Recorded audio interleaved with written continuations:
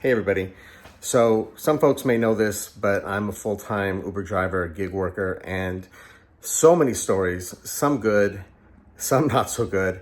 And I share some of those in my TikTok and YouTube shorts and Instagram. So if you're interested, those are there. But as far as Uber drives, I've had many good ones. And on this particular day, a couple of months ago, it was just insane. And one of the people I gave a ride to was Joe Santagato. And I just wanted to share this because the more I thought about it, it was such a cool conversation. He's so nice. He's so chill, so humble, engaged with me the entire conversation. And I don't know, I just thought maybe some people might gain some insight the way I did from that conversation. I was on the fence about posting the dash cam footage because that felt kind of shady, since it's not like he knew I was going to be making this video or even cares. So anyway, I'm just going to talk about some stuff that I learned and share that with you guys. So anyway, have a great day, and here it is. Uber driver, so many stories, but this one was really cool because it happened a few months ago, and it honestly inspired this resurgence of creativity that I've been feeling and wanting to get more active on social media again. And it was this day where my very first ride was this talent manager for actors and musicians in Los Angeles. And he was my first ride. It was about an hour-long trip to the airport. And we had this amazing conversation about how to package yourself, what agents and managers are looking for. I don't know. It was just a really thought-provoking conversation about how I should approach my acting goals. Then I drop him off. I'm at the airport. And then I pick my next person up who's leaving the airport. And he's a YouTuber. His name's Joe Santagato, who I actually really look up to and really enjoy his content and have been following him for years. And so we end up having this almost hour-long conversation as I'm dropping him off. And then after I drop him off, I pick up this guy from Warner Brothers who's an employee there. And we just ended up having this almost 45-minute conversation about AI and how creatives can use AI ethically to help support their content creation goals, like smaller creators like myself. And so, I don't know, it was within 3 hours, I just got all of this insight. But today, I wanted to tell the part about my conversation with Joe Santagato and what I learned, or sort of what I took away from that conversation. So when you get a call to pick up a ride, you don't know what they look like or anything about them other than their first name. So I go and get him. I immediately recognize him. He gets in the car. I'm a little bit nervous, and I don't know why, because I've worked in restaurants in Beverly Hills, served all kinds of celebrities. I don't get wild-eyed and, nervous around them.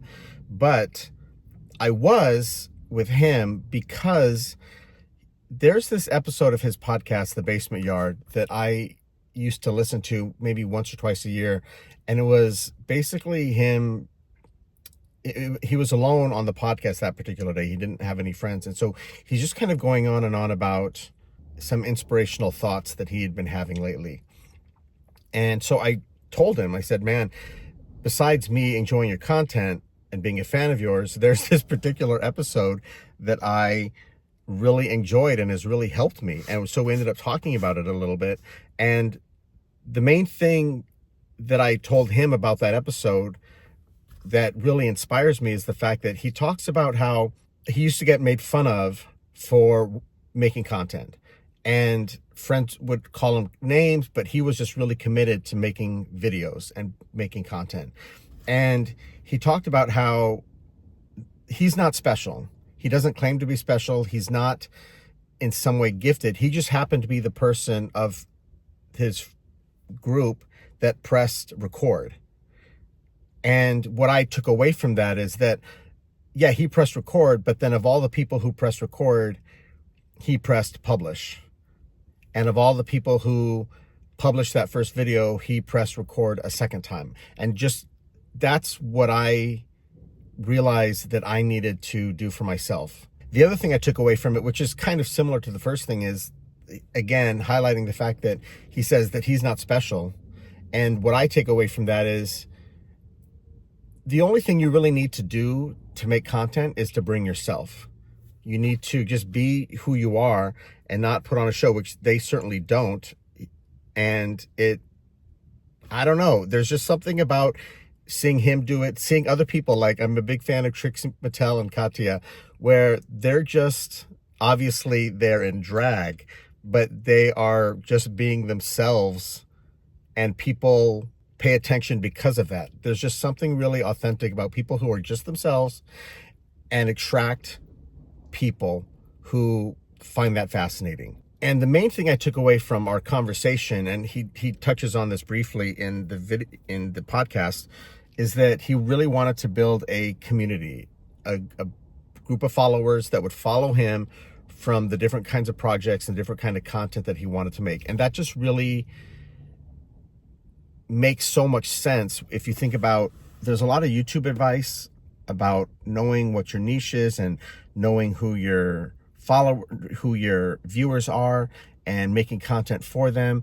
But I don't know, there's just something I think really authentic about being yourself, speaking to people who have the same questions that you do, who are looking for the same answers on YouTube as you are, and speaking to them through the camera lens specifically. That's just really powerful. It seems simple, but it feels like there's a lot of advice that's like A, B, C, D. But at the end of the day, be yourself, press record, press publish, do it all over again, and then speak to people who are looking for the same thing that you are. I don't know. That's just something that I took away. I felt very inspired.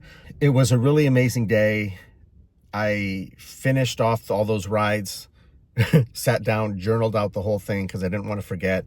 And that day really reignited my passion and my focus on creating content, getting back onto YouTube, sharing some of these stories, and going back on this journey and starting it up again. So I hope that some of you found this interesting. Please leave a comment if you had any thoughts or questions about it. But otherwise, we shall see you next time. Thanks.